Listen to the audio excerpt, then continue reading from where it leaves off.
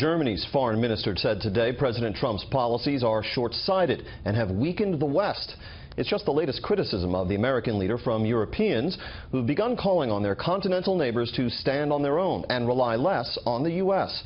Here is correspondent Edson. He challenged Europe to accept more responsibility. And following President Trump's first overseas trip, European leaders appear to have received that message. The times in which we can fully count on others are somewhat over, as I've experienced in the past few days. A trip that began with an opulent embrace of the Kingdom of Saudi Arabia ended with a scolding of European democracies. In a speech last week to NATO, the president chided allies for failing to meet agreed-upon spending guidelines, that the 28 NATO members would spend at least 2% of the size of their economies on defense. Only 5 do so. Other member nations must pay more. The U.S. is currently paying much more than any other nation, and that is not fair to the United States or the United States taxpayer. President Trump also failed to explicitly mention the U.S. commitment to Article 5, a section of NATO's treaty stating an attack on one NATO country is an attack on all.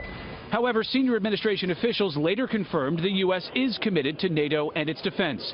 Merkel says Europeans will maintain friendships with the United States and Great Britain, even as the United Kingdom negotiates its withdrawal from the European Union, though she is encouraging a stronger Europe.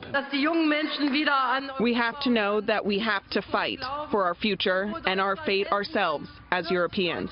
The president also shared a tense, lengthy handshake with newly elected French President Emmanuel Macron. He told a French publication, quote, "My handshake with President Trump was not innocent, not the alpha and the omega of a policy, but a moment of truth.